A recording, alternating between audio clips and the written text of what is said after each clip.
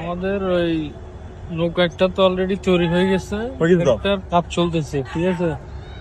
নতুন ব্যবসা দাদনের অনেক লোক লাগবে, দাদনের জন্য অনেক লোক খাটাইতে হবে, আর এই জায়গাটা সেল করতে হবে, কাস্টমার খুঁজতে হবে, ঠিক আছে।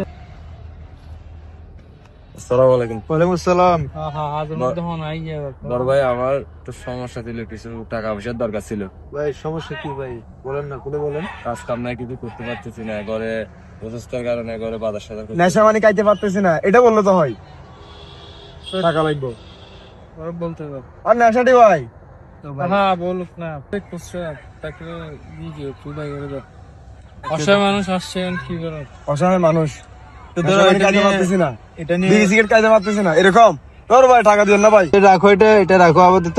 ধরো ভাই, 1000 টাকা 5 দিন তো নেশা মানে হাঁটতে পারবি না, অন্তত 5 দিন হাঁটতে পারবি। নেশাটি ভাই, টাকা দিলে আপনি এগুলো বুঝলেন ভাই, এগুলার ভাই দেখেন না কিরকম।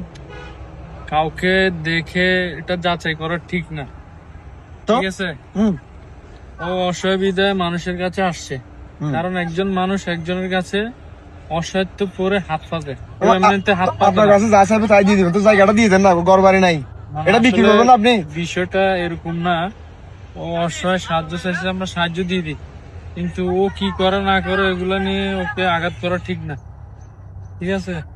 সাহায্য চাইতেছে দিদি, দিতে না পারলে বলবো পরে আসি। ভাই তোর টাকা তুই রাখ, তুই কার দিবি না দিবি তুই জানাস। ধর রাখ।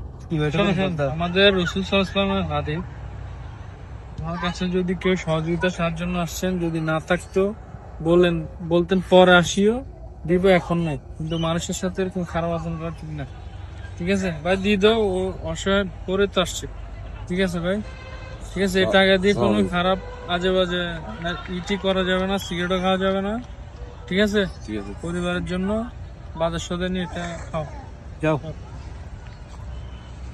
তাহলে মানুষের সাথে এরকম